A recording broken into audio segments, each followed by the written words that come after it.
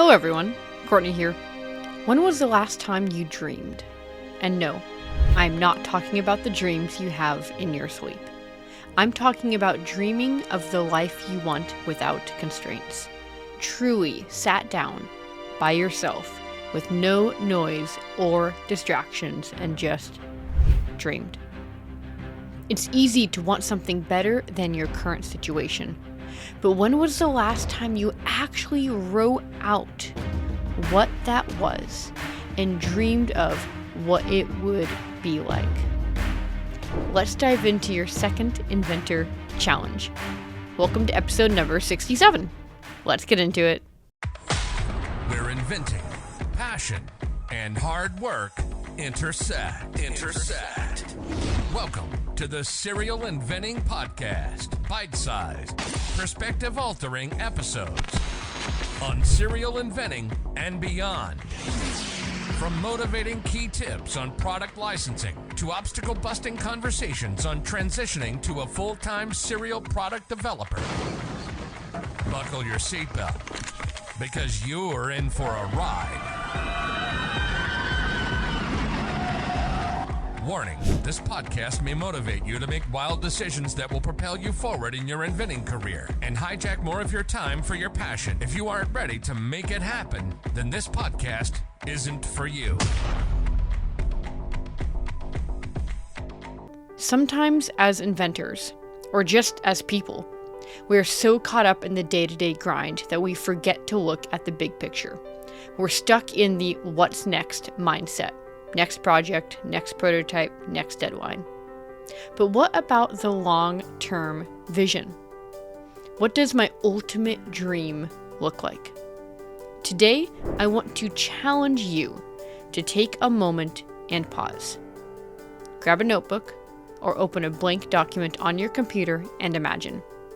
If there were no limits, no financial, time, or skill barriers, what would your dream look like? What would your career look like? Would you be licensing multiple products and living off royalties? Collaborating with certain companies you admire? Where would you live? What would you do with the money? What about your personal life? And what would you do with your free time? I've found that writing these dreams down can be incredibly powerful. It helps you clarify what you want and starts turning an abstract idea into something real. Because here's the thing. Dreams without action are just wishes. But when you take the time to articulate your dream and map out what achieving it might look like, you take the first step toward making it happen. And don't let yourself get bogged down by the how. Sometimes we're so focused on the logistics that we don't let ourselves dream big. This exercise isn't about figuring out the exact path right now. It's about opening up your mind to what's possible and not limiting yourself.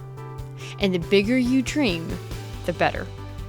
So here's my challenge to you. Sometime this week, set aside 15 minutes. Find a quiet space where you won't be interrupted and write down your dream life. Be as specific as possible. Close your eyes and dream. Walk yourself through the motions. What does your daily routine look like?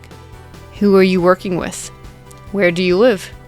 What do you feel proud of? And once you are completely finished writing, experience it. Pretend you are there now. Feel what it's like to be there. Your brain doesn't know the difference. And it's important to tap into that. It's also good to actually write it down. If you could have anything you wanted in life, what would it be?